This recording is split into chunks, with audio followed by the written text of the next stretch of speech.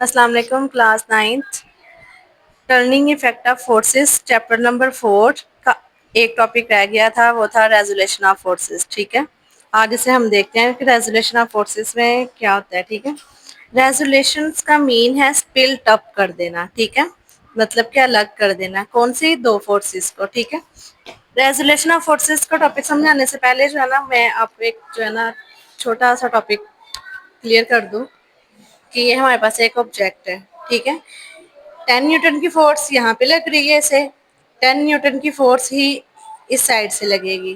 तो ये दोनों फोर्सेस एक दूसरे के क्या है, परपेंडिकुलर है। अब मुझे बताएं ऑब्जेक्ट किस तरफ जो है वो मूव करेगा, क्योंकि ऑब्जेक्ट किसी भी तरफ मूव नहीं ना करेगा, क्योंकि 10 न्यूटन की फोर्स यहाँ पे लग रही है, 10 न्यूटन की यहाँ पे।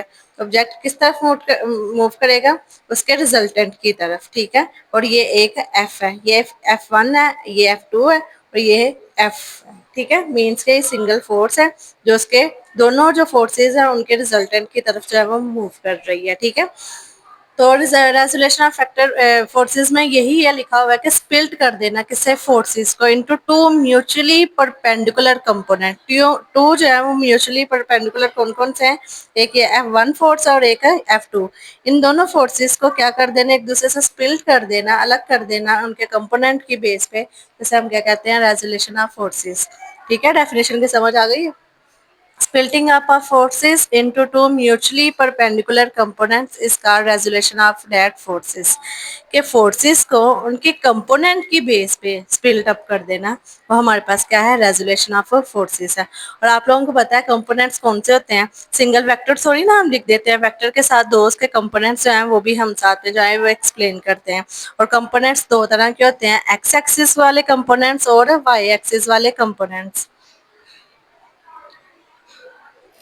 ये देखें, परपेंडिकुलर कंपोनेंट्स कौन से हैं, एक्स एक्सिस वाले कंपोनेंट्स हैं और वाई कंपोनेंट्स हैं। ठीक है, ये मैंने नीचे वेक्टर एक बनाया हुआ है, ये वाई कंपोनेंट्स हैं और ये एक्स एक्सिस वाले हैं। ठीक है, ये दो फोर्सेस लग रही हैं, एक ये वाली फोर्स है ओ बी के दरमियान और एक है ए बी के दरमियान फोर्स है। ठीक है, और ये दोनों फोर्सेस एक दूसरे के क्या है, परपेंडिकुलर है। और परपेंडिकुलर होंगी तो मीन इनके दरमियान कितने डिग्री का जो है वो 90 डिग्री का जो है वो एंगल बनेगा। ठीक है,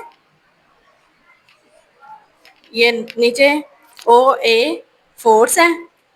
ठीक है, अब दो फोर्सेस कौन कौन सी हैं, एक ओ ए बी है और एक ओ बी है। ठीक है, एक एक्स एक्सिस वाली है और एक वाई वाली है। तो ये हमारे पास क्या है, रेजोल्यूशन ऑफ फोर्सेस है। ठीक है, अब आप लोग देखें, ये हमारे पास एक एंगल बन गया, एक ट्राइंगल बन गया। ट्राइंगल को जब हम खोल के देखते हैं, एक ट्रिग्नोमेट्रिक रेशो, मैथ में आप लोगों ने एक जो है ना वो टॉपिक पढ़ा है, ट्रिग्नोमेट्री रेशो। ठीक है, जिसमें हम कॉस थीटा एक दफा लेते हैं और एक हम लेते हैं साइन थीटा। ठीक है, अब ये देखें, जो हमारे पास सिंगल फोर्स थी जिसे हमने एफ से रिप्रेजेंट किया था, हाइपोथेनिसिस वहां पे लिख लेते हैं।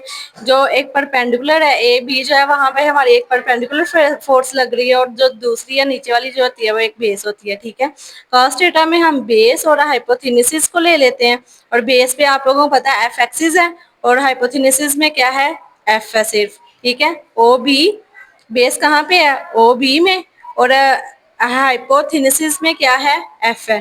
ठीक है, मतलब कि ओ ए है। तो ये ओ ए और ओ बी में लिख दी है, तो ये cos थीटा और एफ एक्सिस और ये एफ आ गया, क्योंकि हमारे पास बेस बनी है ओ और बी के दरमियान। ठीक है, ये ओ और बी के दरमियान जो हमारे पास है वो एक्स एक्सिस के कंपोनेंट्स हैं या वाई के, एक्स के हैं। ठीक है, तो ये हमने एक्स के लिख लिया। हाइपोथेनिसिस में हमारे पास क्या है, एफ है, तो ये एफ लिख लिया। तो cos थीटा यहाँ पे ये डिवाइड हो रहा है, यहाँ पे जाके मल्टीप्लाई हो जाएगा। एफ एक्सिस यहाँ पे लिख दिया और एफ यहाँ पे जाके मल्टीप्लाई हो गया था, एफ cos थीटा आ गया। ठीक है, सेकंड अगर साइन थीटा की बात की जाए तो वो भी सेम ऐसे ही है। साइन थीटा में हम एक ले लेते हैं परपेंडिकुलर, दूसरा ले लेते हैं हाइपोथेनिसिस। ठीक है, परपेंडिकुलर में देखें हमारे पास कौन सा एंगल बन रहा है, ओ ए और बी का। ठीक है, और दूसरा हमारे पास क्या है, हाइपोथेनिसिस में कौन सा है, ओ और ए का। ठीक है, और ए बी के दरमियान कौन सा है, वाई के कंपोनेंट्स आ जाएंगे, और ओ ए के दरमियान कौन सा है, ए एफ है, सिंगल फोर्स लग रही है। तो यहाँ पे ये डिवाइड हो रहे हैं, वहां पे जाके ये मल्टीप्लाई हो जाएंगे, तो F Y F sine theta आ जाएगा। ठीक है, अब दो कंपोनेंट्स ये जो हमारे पास आगे हैं, इनकी बेस पे हमने फोर्स को जो है ना, फोर्स की डिटर्मिनेशन करनी है। ठीक है, फोर्स को डिटरमाइन करना है। फोर्स को किस तरह से डिटरमाइन करेंगे, मैंने एक वेक्टर बनाया होगा, कंपोनेंट्स बेटा आप नेम जो है ना कोई से भी ले सकते हैं, ठीक है, OROP ये वो, यहाँ पे आप लोग अपनी मर्जी से भी जो है ना वो राइट कर सकते हैं। अब यहाँ पे वो करते हैं, ये भी मैथ का ही एक लॉ है, पैथागोनस थ्योरम, ठीक है। अब वो कहते हैं इस बेस पे हाइपोथेसिस को भी स्क्वायर रूट मिलेंगे, बेस को भी और परपेंडिकुलर को भी, ठीक है। और हाइपोथेसिस पे आप लोगों को पता है कि एफ है, ठीक है।